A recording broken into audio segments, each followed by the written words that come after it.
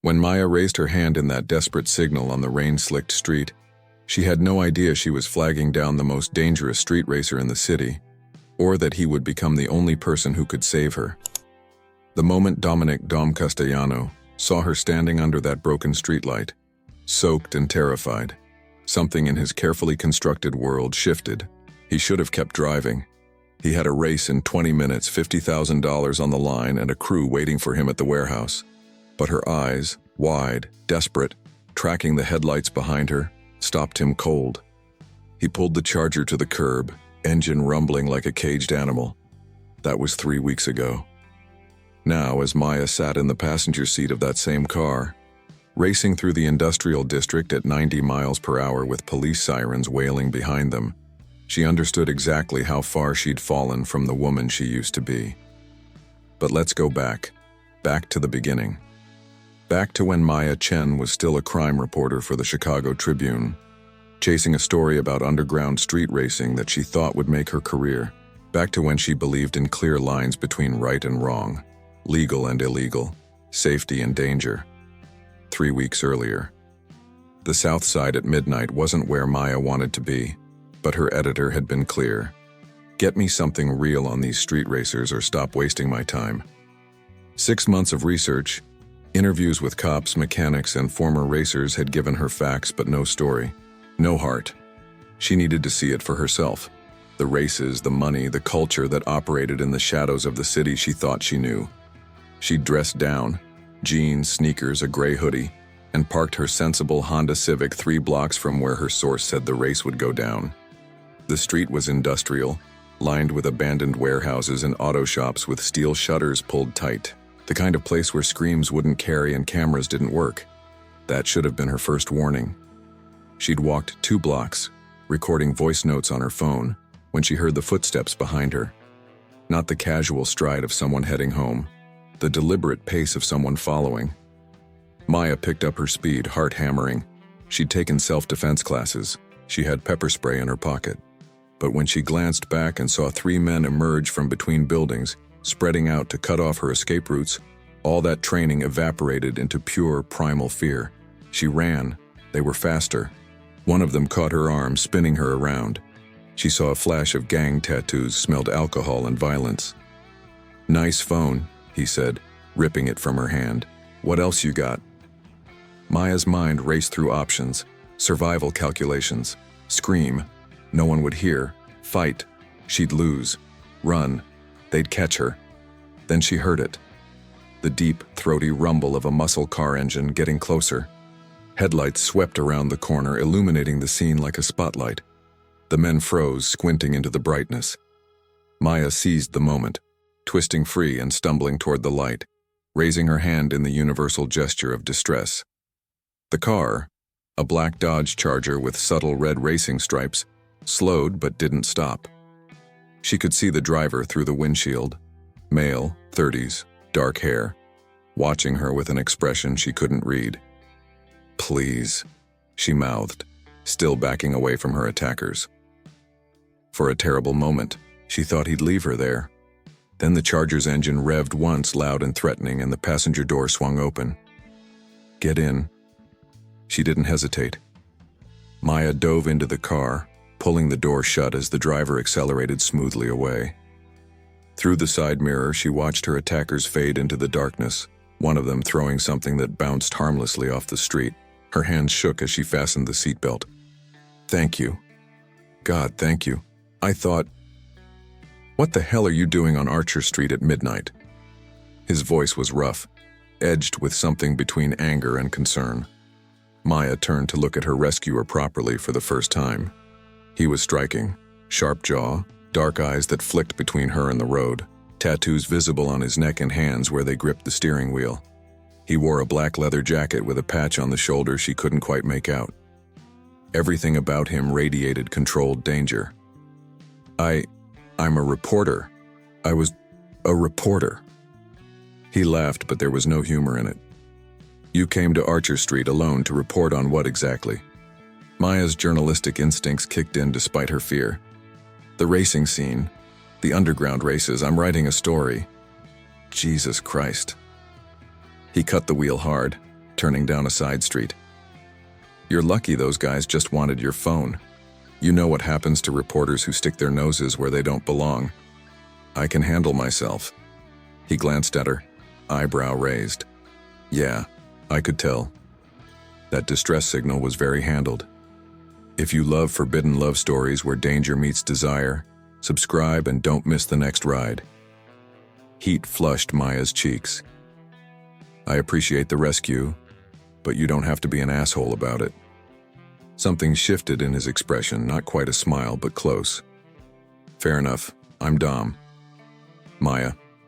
Well, Maya, where can I drop you? Somewhere with better lighting and fewer felonies in progress, I'm guessing. She should have said her car, should have gotten away from this stranger who drove like a professional and wore his danger like a second skin. But she looked at the patch on his jacket, a stylized dragon wrapped around a checkered flag, and recognized it from her research. Midnight Dragons, one of the most notorious racing crews in Chicago. And if this was Dom... You're Dominic Castellano, she said slowly. You're the leader of the Dragons. His jaw tightened. The car slowed, pulling into the empty parking lot of a closed gas station. He put it in park and turned to face her fully, and Maya suddenly remembered she was alone with a man who operated outside the law, whose crew had been linked to everything from illegal gambling to money laundering. I saved your life, Dom said quietly. And now you're going to use it for a story? I didn't say that. You didn't have to. He studied her face, and Maya felt stripped bare under that gaze. Here's how this works, reporter. I'm going to drive you back to your car. You're going to go home, forget you met me, and write your story about street racing based on public records and police statements. You're not going to use my name, mention the Dragons, or come back to this part of town. Clear? It should have been. It should have been crystal clear.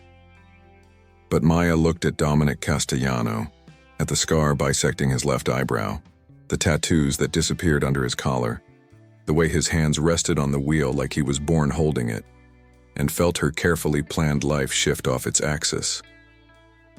What if I want to understand it? She heard herself say. Really understand it. Not for a story. For myself. Dom stared at her for a long moment. Then he laughed, short and sharp. You have no idea what you're asking for. So, show me. Dom should have said no, should have driven this curious, reckless reporter back to her Honda and never looked back. He had a race in 15 minutes, a crew counting on him, and a reputation that didn't include playing tour guide to civilians. But there was something about the way Maya looked at him. Not with the fear most people showed and not with the calculation of someone trying to use him. Just genuine, stubborn curiosity mixed with a courage that was either admirable or idiotic. One night, he said finally, you stay in the car, you don't take photos, you don't ask questions during the race. After, if you still want to understand, we'll talk. Deal? Maya nodded, eyes bright. Deal. 20 minutes later, she understood why people whispered about the Midnight Dragons. The warehouse district had transformed. What looked abandoned by day was alive at night. Dozens of cars lined up, engines roaring, crowds of people moving between vehicles like a mobile city. Music pounded from speakers. Money changed hands. And in the center of it all, a quarter-mile stretch of empty street waited like a gauntlet. Dom parked away from the main crowd, but people noticed immediately. They always did. He was stopped 4 times before reaching his crew, each person showing respect, asking about the race, eyeing Maya with open curiosity. Who's the girl, Dom? Asked Marcus, his second in command, a stocky man with a shaved head and a skeptical expression. Observer, Dom said shortly. She stays with the car. Observer. Marcus didn't look convinced, but he knew better than to push. Race is set. Julio from the Southside Serpents, quarter mile, winner takes $50K. Dom nodded, shrugging out of his jacket. Underneath, he wore a black t-shirt that showed the full extent of his tattoos, sleeves of intricate designs that Maya couldn't quite make out in the mixed lighting. Stay here, he told her. Don't talk to anyone, don't move, I'll be back in 5 minutes. But before he could walk away, a commotion erupted near the starting line, shouting, then the unmistakable sound of a gun cocking. Dom moved faster than Maya thought possible, pushing through the crowd. She followed despite his orders, her reporter instincts overriding common sense. At the starting line, a young man, couldn't be more than 19, stood facing 3 members of a rival crew. The Serpents based on their green jackets. The kid was alone, shaking but trying to hide it, and there was blood running down his arm. "You brought a cop's kid to spy on us?" one of the Serpents was saying, gun pointed at the teenager's chest. "Big mistake, Dragons. That's not what happened." The kid started. "Tommy, shut up," Dom said, appearing beside the kid with such sudden authority that even the armed man hesitated. "Lower the gun, Julio. We settle this the right way." "The right way?" Julio laughed harshly. "Your boy brought heat to our operation. The cops were asking about tonight's race. How'd they know?" Dom's voice went cold. "Tommy, did you tell anyone about tonight?"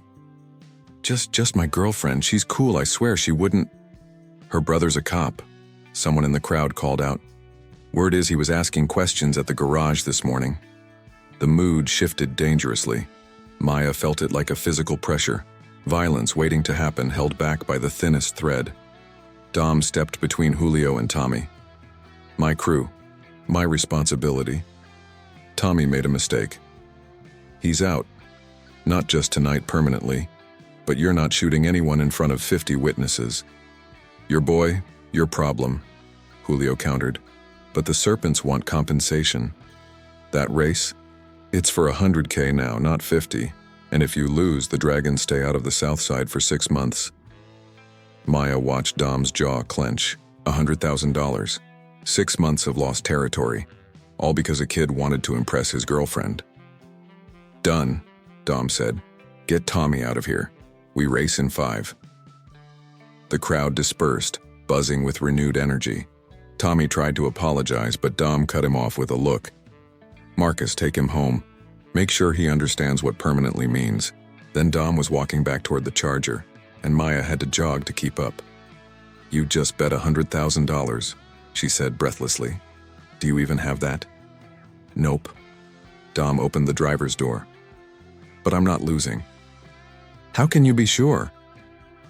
He looked at her over the roof of the car, and for the first time she saw something besides control in his expression, something wild and dangerous and absolutely certain. "Because I don't lose." Maya climbed in, heart pounding. This was insane. This was... The engine roared to life, and Dom drove to the starting line. Julio pulled up beside them in a modified Camaro, green underglow lighting matching his jacket. Through the window, he grinned at Dom with all the warmth of a shark. A woman in a red dress stood between the cars, arms raised. "Standard rules. First to the warehouse wins. No weapons, no ramming. You crash, you forfeit." Maya's hands gripped the door handle. "Dom, I should get out." "No time." His eyes never left the road ahead. "Hold on." The woman's arms dropped. The world exploded into sound and speed. Maya was slammed back into her seat as Dom launched the Charger forward. The acceleration was violent, inhuman. 80 miles per hour in seconds. The warehouse district blurred into streams of light. Beside them, Julio kept pace, the 2 cars screaming down the empty street in perfect parallel. The crowd's roar faded behind them, replaced by the howl of engines and wind.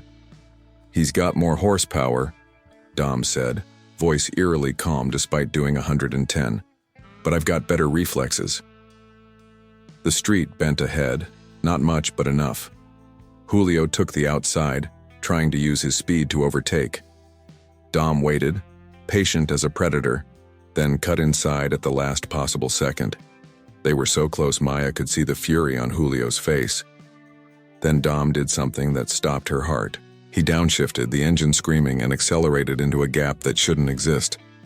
The Charger pulled ahead by inches, then feet, then car lengths. The warehouse loomed ahead. Dom crossed first, braking hard. Julio screamed past, unable to stop in time, his car fishtailing dangerously before regaining control. The crowd erupted. Maya couldn't breathe. Her hands were still locked on the door handle, knuckles white. Dom put the car in park and looked at her. You okay? That was... She couldn't find words. You could have died. But I didn't. He smiled, and it transformed his face from dangerous to devastating. Welcome to my world, Maya Chen. The passenger door was yanked open.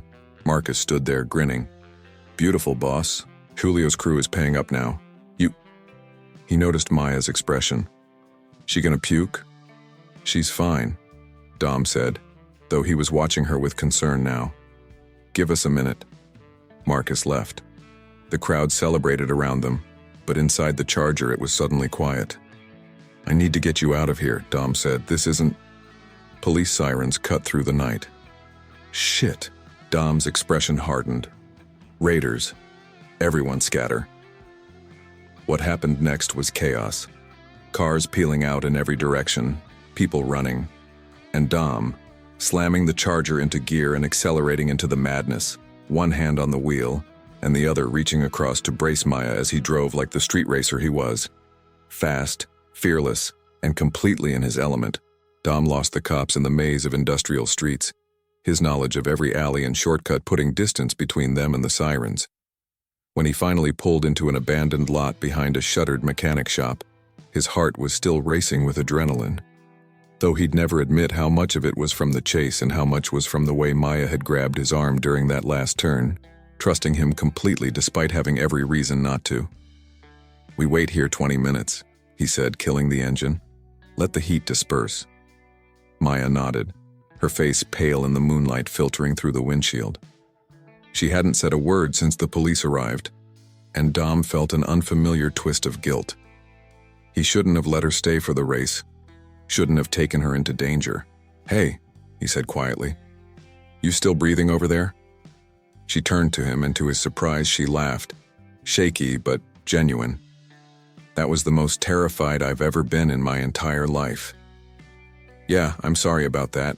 The cops usually don't, and it was incredible. Her eyes were bright, alive in a way he hadn't seen before. The speed, the precision, the way you drive like the car is part of you. Dom, that was.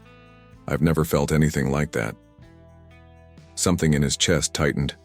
Civilians didn't usually react this way. Most people who accidentally stumbled into his world either ran screaming or reported him to the police.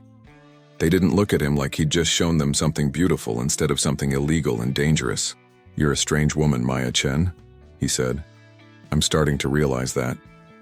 She pushed her hair back from her face, and he noticed her hands were steadier now. Can I ask you something? Depends on the question. Why do you do it? The racing, the risks, all of it. You're smart enough to do anything. Why this? Dom stared out the windshield, considering how to answer. Most people ask that question with judgment already in their voice. Maya just sounded genuinely curious. You ever feel like you don't fit in the world people expect you to occupy? He said finally. Like there's this version of you that everyone wants, safe, predictable, following all the rules. But it's suffocating. The racing isn't just about the speed or the money. It's about being exactly who I am. No apologies, no compromises. Maya was quiet for a moment. I think I understand that more than you'd expect. Yeah? He turned to face her.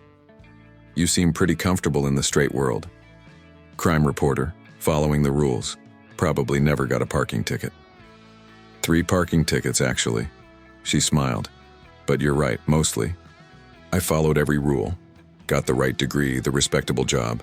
And I'm good at it. But sometimes I look at my life and wonder if I'm living it or just performing it. Does that make sense?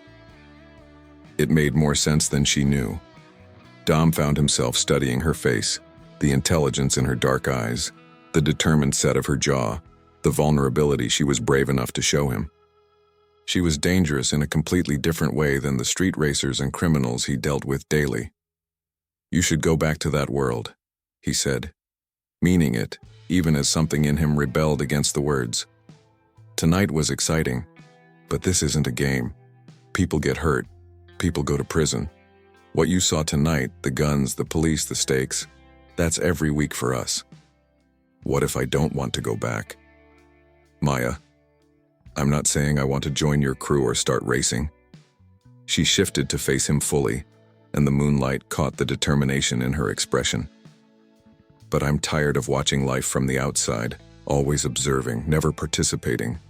You make your own rules. You live authentically. Maybe I want to learn how to do that. Dom knew he should shut this down. Should drive her back to her car right now and never see her again. She represented everything he'd deliberately left behind. Legitimacy, safety, a future that didn't involve looking over his shoulder.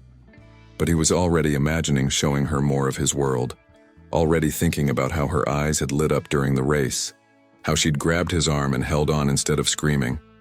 1 week, he heard himself say. I'll show you how this world works, introduce you to the crew, let you see what it's really like. But no story, no article, no expose. Just you, learning. After that, you decide if you still want in or if you're going back to your safe reporter life. Deal? Maya extended her hand. Deal. When Dom shook it, her skin was warm against his palm, and he held on a moment longer than necessary, seeing his own mistake but unable to stop making it. Over the next 5 days, Dom broke every rule he'd set for himself about keeping civilians at a distance. He brought Maya to the Dragon's garage, a converted warehouse where his crew worked on their cars during the day. She met the team, Marcus with his mechanical genius and protective skepticism, Lena, the crew's only female driver, who immediately took Maya under her wing, Jake and Terrence, the younger members who treated racing like religion. Maya asked questions, real ones, about their lives and choices. She helped Lena rebuild an engine, getting grease under her fingernails and laughing when Marcus teased her about her technique. She brought coffee and donuts one morning, learning everyone's orders without being asked. And she watched Dom with an attention that made him hyper-aware of everything he did. Every decision, every moment of leadership. Every time he put his crew's well-being before his own. On the third night, after another successful race, they sat on the hood of his Charger watching the sunrise over the city. The crew had gone home, the money was secured, and it was just the two of them in the quiet dawn. I get it now, Maya said softly. Why you do this? It's not about breaking the law. It's about the family you've built, the loyalty, the way you all take care of each other. Dom didn't trust himself to look at her. We're still criminals, Maya. You're also the person who drove Tommy home and made sure he had enough money to cover his expenses while he's banned from the crew. You're the person who gave Lena a job when no legitimate shop would hire a woman mechanic. You're the person who pays for Marcus's daughter's medical treatments without him having to ask. How do you know about that? I pay attention. Now she did turn to look at him. You're not what I expected, Dominic Castellano. He finally met her eyes, and the softness there nearly undid him. You're not what I expected either. The moment stretched between them, charged with everything they weren't saying. Dom knew he should move away, create distance, remember why this was a bad idea. Instead, he reached out and tucked a strand of hair behind her ear, his fingers lingering against her cheek. Maya's breath caught. Dom. His phone buzzed, shattering the moment. He pulled back, checking the screen, and his expression darkened. What is it? Maya asked. The Serpents. They're calling in a rematch. Tomorrow night. But they want different stakes. He showed her the message. Loser leaves the city for good. Maya's eyes widened. They can't do that. They can, and they are. Julio's pride is hurt. He wants me gone. Dom slid off the hood, putting space between them that felt like miles. This is what I mean, Maya. This life. It's not sustainable. Eventually, something gives. Then don't race and look weak. Lose everything my crew has built. It doesn't work that way. He drove her home in silence, the dawn turning the sky pink and gold. When he pulled up to her apartment building, Maya hesitated before getting out. What if I don't want this week to end? She asked quietly. Dom gripped the steering wheel, fighting everything he wanted to say. It has to. You deserve more than this. What if I think you deserve more too? She left before he could answer, disappearing into her building without looking back. Dom sat there long after she was gone, her words echoing in his head, knowing he was in far more danger from Maya Chen than he'd ever been from rival crews or police chases. Maya spent the day after their sunrise conversation trying to focus on work, failing spectacularly. Her editor wanted updates on the street racing story, but every time she opened her laptop to write, all she could think about was Dom's hands on the steering wheel, the way he'd touched her face, the vulnerability in his eyes when he'd said she deserved more. She was falling for him. It was reckless and impossible and completely against every logical bone in her body, but there it was. She was falling for a street racer who lived outside the law and would race tomorrow night with his entire future on the line. Her phone buzzed with a text from an unknown number. Garage, 6 p.m. Come alone. L. Lena. Maya grabbed her keys. The Dragon's garage was quieter than usual when she arrived. Only Lena was there, working on a silver Honda with single-minded focus. She didn't look up when Maya entered. "You're going to break his heart," Lena said flatly. "I wanted to tell you that to your face." Maya stopped. "I'm not trying to—" "Doesn't matter what you're trying to do. Matters what you're going to do." Now Lena did look up and her expression was fierce. "Dom doesn't let people in ever. After what happened with his brother, he built walls a mile high. But somehow you got through, and now he's compromised. Distracted. That's dangerous in our world." "His brother?" Maya felt her reporter instincts kick in even as her heart raced. "What happened?" Lena studied her for a long moment, seeming to make a decision. 5 years ago, Dom had a younger brother, Miguel. 17, brilliant kid. Wanted to be an engineer. Dom was racing professionally then. Legal circuits, sponsors, the whole thing. Making good money, keeping Miguel in private school, giving him a future. Maya sat on a nearby stool, sensing this was important. Miguel started hanging around the garage, wanting to be like his big brother. Dom said no. Racing was for him, school was for Miguel. But one night, some of the Southside Serpents jumped Miguel on his way home. Gang initiation. They beat him badly. Lena's voice went hard. By the time Dom found him, Miguel was in a coma. "Oh God," Maya whispered. Miguel woke up 3 weeks later, but he had brain damage. Lost his full-ride scholarship to MIT, lost his future. Dom blamed himself. Thought if he'd been there, taught Miguel to defend himself, anything different, it wouldn't have happened. Lena wiped her hands on a rag. So Dom quit professional racing, took that ending contract money and built this crew.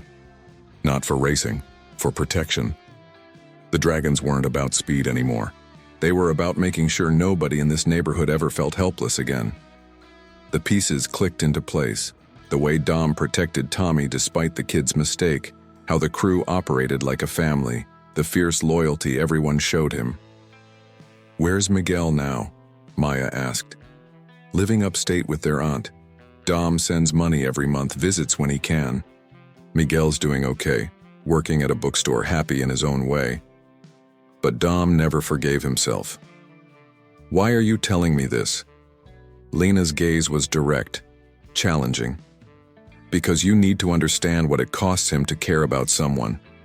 And you need to decide if you're strong enough to be in his life or if you're just a tourist in our world who's going to leave when things get too real."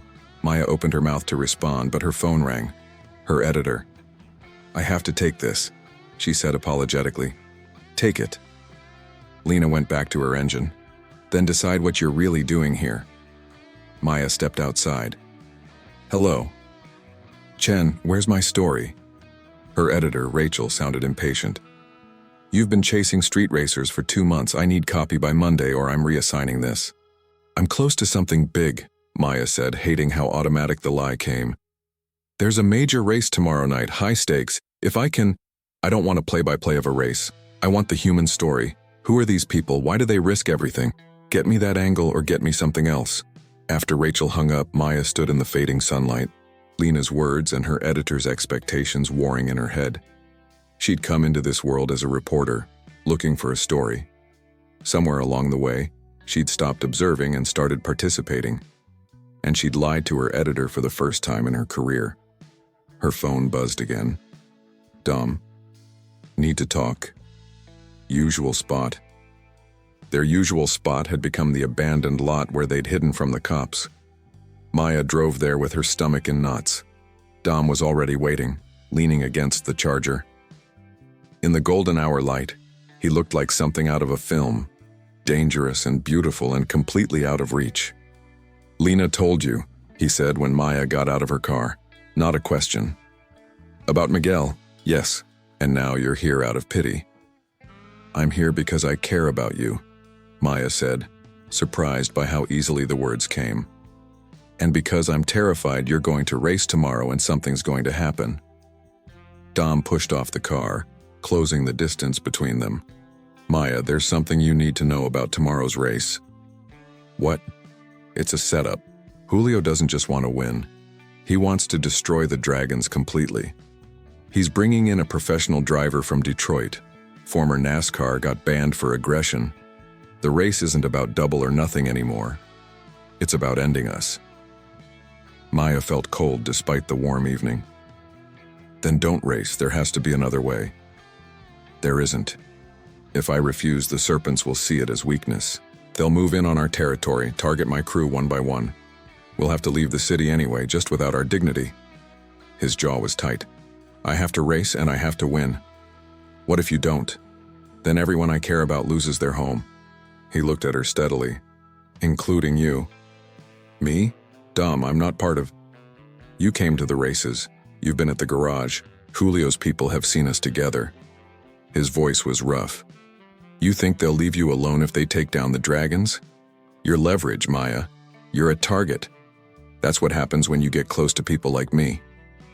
The reality of it hit her like a physical blow. She'd been so caught up in the romance of it all, the speed, the danger, the way Dom made her feel alive, that she hadn't fully processed the consequences. People had seen them together. Julio knew she existed. She'd stepped from observer to participant, and there was no going back. "I'm sorry," Dom said quietly. "I should never have let you stay that first night. Should have driven you away and never looked back." "I wouldn't have let you." Maya stepped closer, reaching for his hand. "Dom, I made my own choices. I'm not a victim here. Not yet." He threaded his fingers through hers, the gesture achingly gentle. "But you could be. Maya, I need you to promise me something. Tomorrow night, stay home. Stay away from the race if something goes wrong. I'm not leaving you to face this alone. This isn't your fight." "Yes, it is," she said fiercely. "You made it my fight when you saved me from those men. When you showed me your world and trusted me with your story. When you looked at me like—" She couldn't finish the sentence. "Like what?" Dom's voice was barely above a whisper. "Like I matter." The confession hung between them, raw and honest. Dom pulled her close, one hand cupping her face, his thumb brushing her cheekbone with devastating gentleness. "You matter more than you know," he said. Then he kissed her. It wasn't gentle. It was desperate and honest and full of everything they'd been holding back. The fear, the longing, the knowledge that tomorrow everything might change.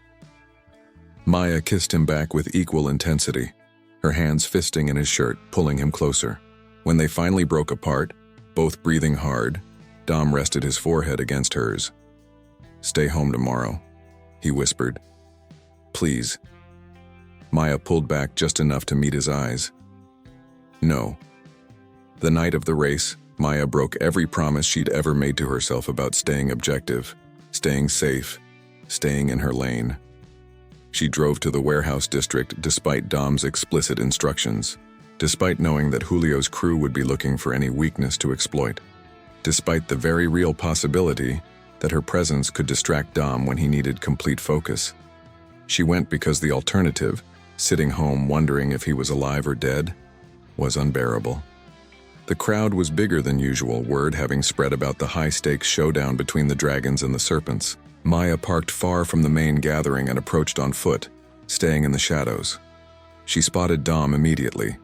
He stood beside the Charger, surrounded by his crew, but there was a tension in his posture that Maya recognized now.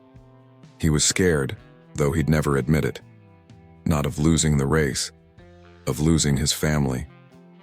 Lena saw her first, eyes widening. She said something to Marcus, who turned and swore when he spotted Maya. Within seconds, Dom was cutting through the crowd toward her, fury and relief warring in his expression. "What are you doing here?" he demanded, pulling her into a relatively quiet corner between cars. "I told you to stay home. I couldn't." Maya held her ground despite his anger. "Dom, I had to—" "You had to what? Put yourself in danger?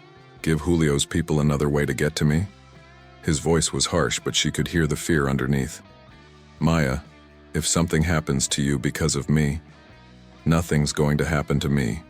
You're going to win this race, and then we're going to figure out what comes next. Together. There might not be a next." Dom ran a hand through his hair, looking more vulnerable than she'd ever seen him.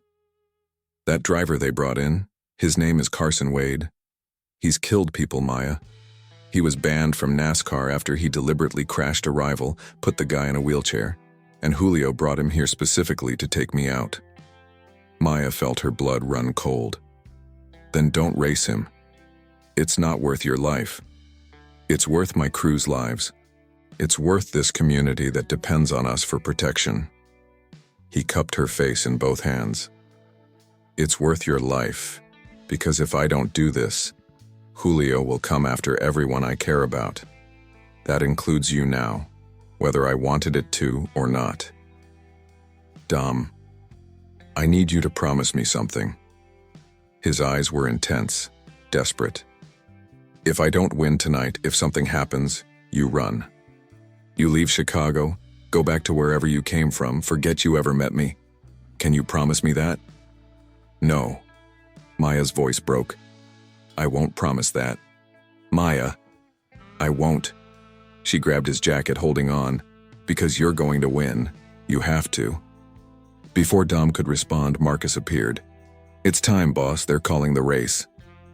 Dom closed his eyes briefly, then kissed Maya, hard and desperate and final.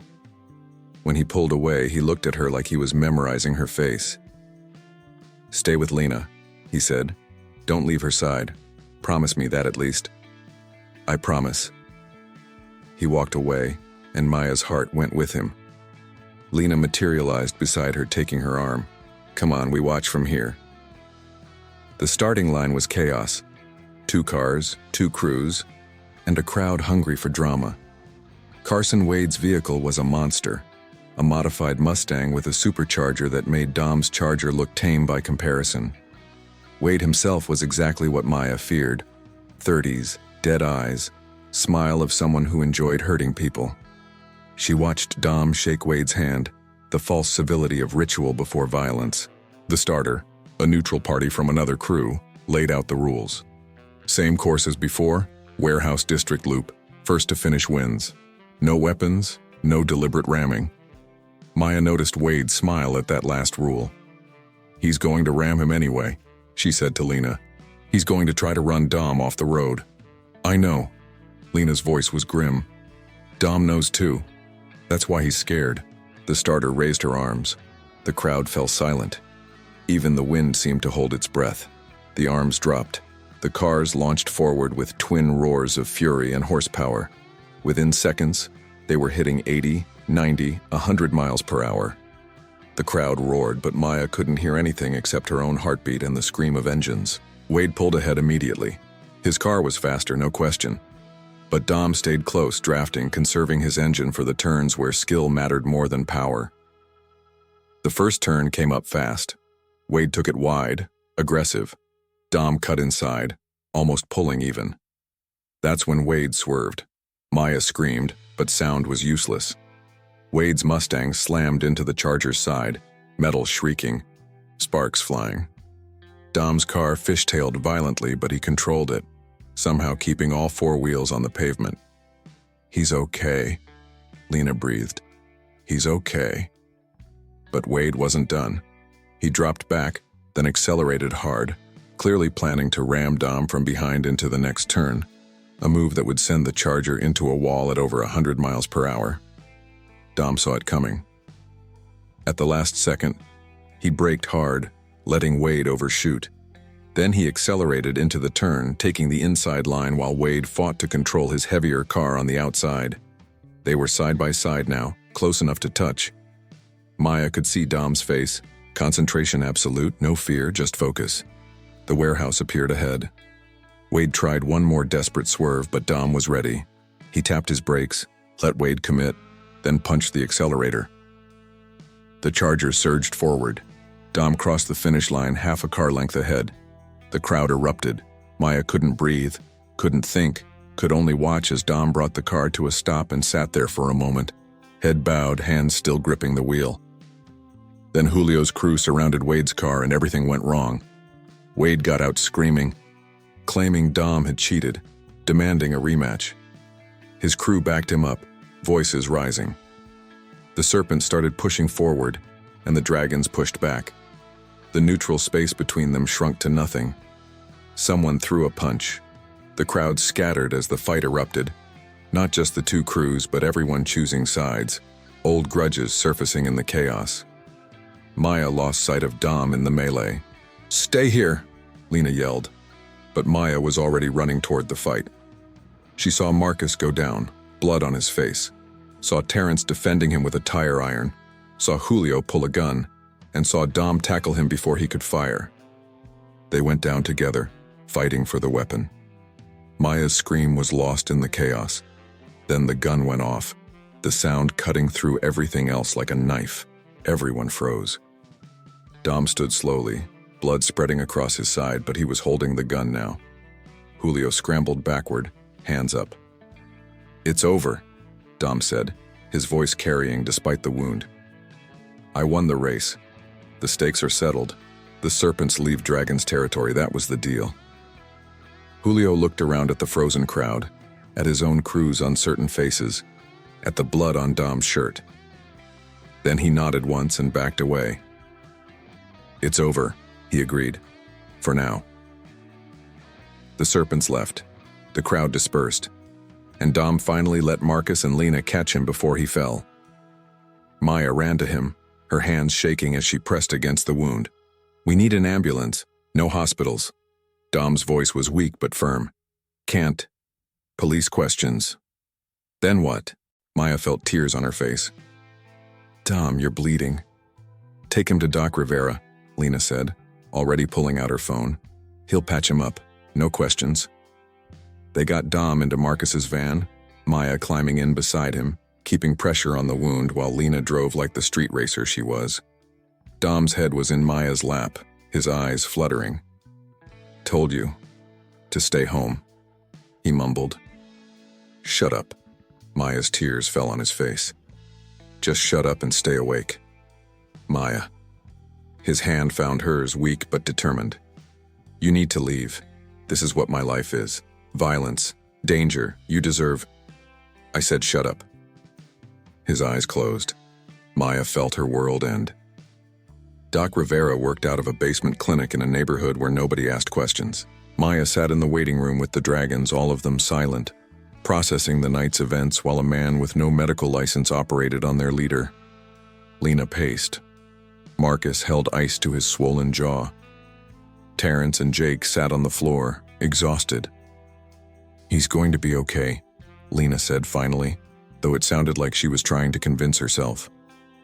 "The bullet went through clean. Doc says he's seen worse." Maya nodded numbly, staring at the blood on her hands. Dom's blood. She'd washed twice, but her skin still felt stained. "You should go," Marcus said quietly, "before this gets more complicated." "What?" "You're not one of us. This—" He gestured at the clinic, the blood, everything. "This is our world. Dom was right. You don't belong here. That's not your decision to make," Maya said, finding her voice. "It's the smart decision." Marcus leaned forward, his expression kind but firm. "Look, I like you, Maya. We all do. But Dom's life, this is it. Races, fights, blood, always looking over his shoulder. You want that? You want to spend every night wondering if he's coming home, wondering if Julio's going to change his mind about leaving us alone, if some other crew is going to see you as an easy target?" Maya opened her mouth, then closed it. Because Marcus was right, and they both knew it. The door to the operating room opened. Doc Rivera, a tired-looking man in his 50s, emerged, wiping his hands. "He'll live," Doc said. "Bullet passed through the oblique, missed everything vital. He needs rest, antibiotics, no strenuous activity for 2 weeks. He's asking for Maya." She was on her feet before Doc finished speaking. Dom lay on a medical cot, shirtless, bandages wrapped around his torso. He looked pale but alert, and when he saw her, something in his expression broke. "You're still here," he said softly. Maya pulled a chair to his bedside. "Where else would I be?" "Somewhere safe. Somewhere normal." He reached for her hand and she took it, threading their fingers together. "Maya, I can't do this to you. I can't ask you to live this life. You're not asking. I'm choosing. You don't know what you're choosing." His voice was rough with pain and emotion. "Tonight was mild compared to what could happen. The Serpents will hold their grudge. Other crews will test us. The police are getting more aggressive about cracking down on street racing. And He closed his eyes. "I can't promise you safety. I can't promise you a future. All I can promise is that every day with me will be a risk." Maya studied his face. The exhaustion, the pain, the fierce protectiveness that wouldn't let him ask her to stay even though she could see in his eyes that he wanted to. She thought about her editor, waiting for a story that Maya could never write now. Thought about her apartment, her career, the safe, predictable life she'd built. Thought about the woman she'd been 3 weeks ago who followed all the rules and never colored outside the lines. That woman felt like a stranger.